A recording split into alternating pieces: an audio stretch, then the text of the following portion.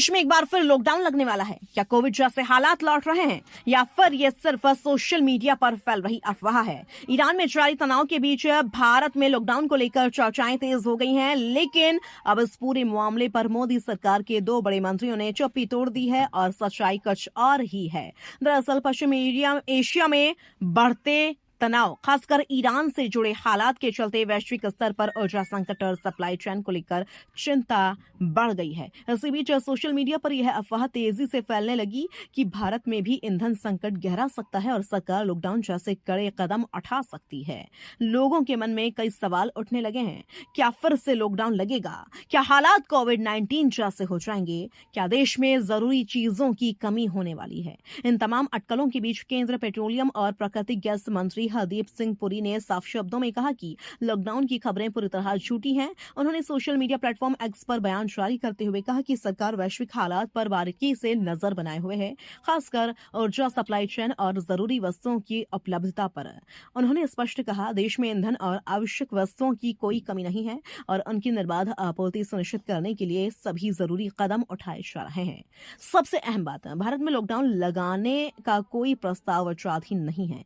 वहीं संसदीय कार्य मंत्री किरण रिजिजू ने भी इन अफवाहों को सिरे से खारिज कर दिया है। संसद परिसर में मीडिया से बातचीत करते हुए उन्होंने कहा, लॉकडाउन से जुड़ी खबरें पूरी तरह भ्रामक हैं और लोगों को घबराने की जरूरत नहीं है। उन्होंने यह भी कहा कि सरकार ने हाल ही में पेट्रोल पर एक्साइज ड्यूटी कम कर जनता को राहत दी है और इसके लिए सांसद प्रधानमंत्री नरेंद्र मोदी का धन्यवाद करना चाहते हैं। रिजिजू ने साफ कहा कि सरकार ने हालात को पूरी तरह नियंत्रण में रखा है और किसी भी तरह की पैनिक की जरूरत नहीं है। इन अफवाहों को और बल तब मिला जब खबर आई कि प्रधानमंत्री नरेंद्र मोदी राज्यों के मुख्यमंत्रियों के साथ वर्चुअल बैठक करने वाले हैं।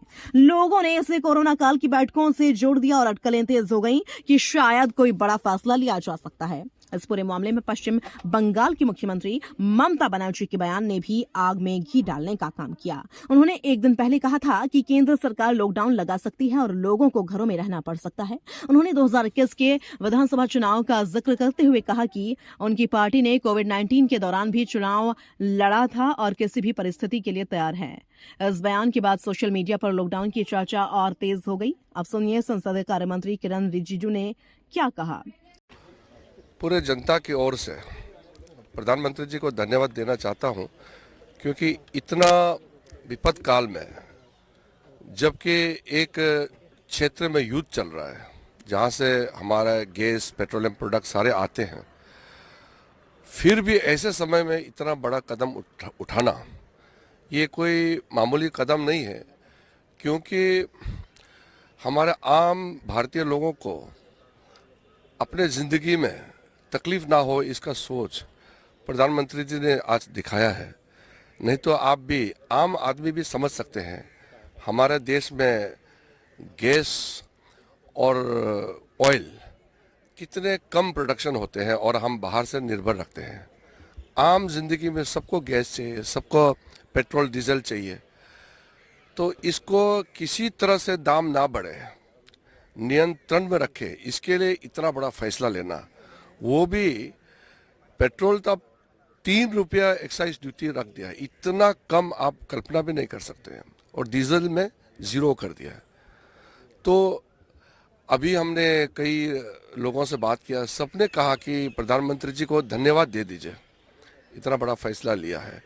आज पार्लियामेंट सेशन फिर कन्वेन हो रहे हैं, तो हमारे एमपीज भी इसका स्वागत करेंगे, क्योंकि एमपीज जो होते हैं वो जनप्रतिनिधि है और जनता के लिए इतना बड़ा सौगात लेकर के इतना बड़ा फैसला प्रधानमंत्री जी के नेतृत्व में सरकार ने जो की है, इसमें एमपी सबसे पहले प्रधानमंत्री जी को धन्यवाद देना चाहेंगे, क्योंकि जनता का प्रतिनिधि है एमपी।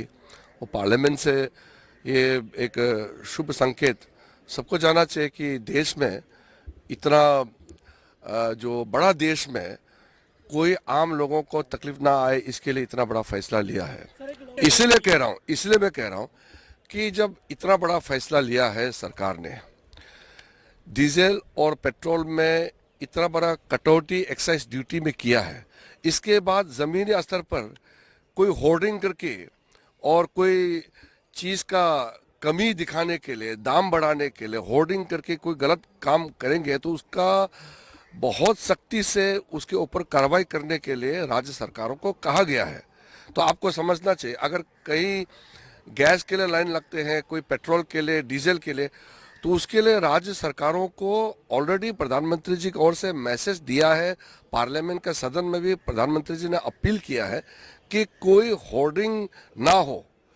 जमाखोरों को सख्ती से वार्निंग दिया है कि क्राइसिस पैदा नहीं कराना है, क्योंकि भारत सरकार पूरा नियंत्रण में सारा चीज को रखा हुआ है। तो इसको जमीनी पर कोई शॉर्टेज नहीं होना चाहिए, गैस में, पेट्रोल डीजल में। जब भारत सरकार इतना बड़ा फैसला लिया है तो उसका फायदा लोगों तक पहुंचाने का जिम्मेदारी सबको है। राज्य सरकारों को विशेष करके आग्रह किया गया है कि वो ये सुनिश्चित करे कि कोई गैस, पेट्रोल, डीजल कमी नहीं होना चाहिए किसी भी स्थान में। उसके लिए सब मिल करके काम करना चाहिए। सरकार का यह बयान ऐसे समय आया है जब ईरान तनाव के कारण वैश्विक बाजारों पर असर पड़ रहा है और जल सुरक्षा और सप्लाई चेन को लेकर चिंताएं बढ़ रही हैं। ऐसे माहौल में सोशल मीडिया पर फैली अफवाहों ने लोगों के बीच डर का माहौल बना दिया है, जिसे दूर करने के लिए सरकार को सामने आना पड़ा। तो साफ है, भारत में लॉकडाउन की कोई योजना नहीं है। जो कुछ भी सोशल मीडिया पर चल रहा है वह महज अफवाह है। लेकिन सवाल यह है, आखिर क्यों हर बार संकट की खबरों के बीच अफवाहें इतनी तेजी से फैलती हैं? फिलहाल सरकार ने स्थिति साफ कर दी है, घबराने की नहीं, सतर्क रहने की जरूरत है।